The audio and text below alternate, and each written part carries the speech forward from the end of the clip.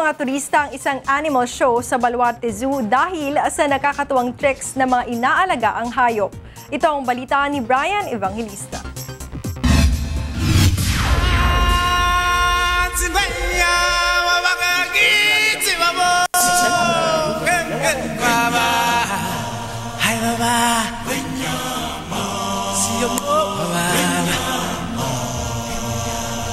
Noong nakaraang araw ay ipinakita ko sa inyo ang mala around the world na pagdayo sa Baluarte Zoo kung saan tampok ang mga hayop na kangaroo mula sa Australia, camel mula sa Middle East at alpaca sa South America.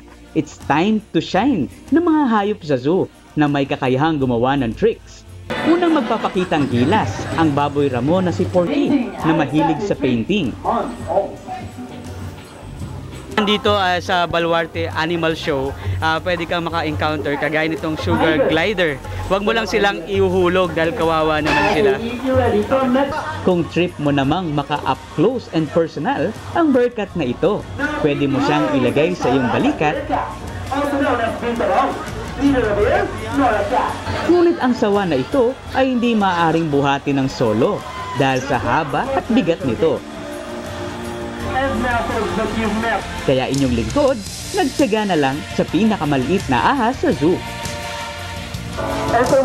Alam niyo bang itong boa ang may pinakamataas na ngipin sa lahat ng ahas? Nakakatuwa lang dahil very tame sila.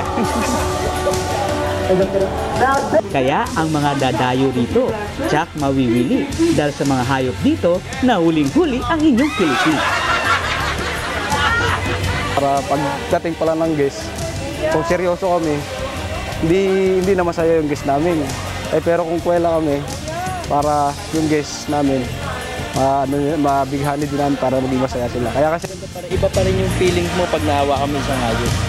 Diba? Kaysa naman yung malayuan lang, na natatakot ka, dyan sure na hindi ka natatakot kasi mabait. Talagang alagang-alaga siya.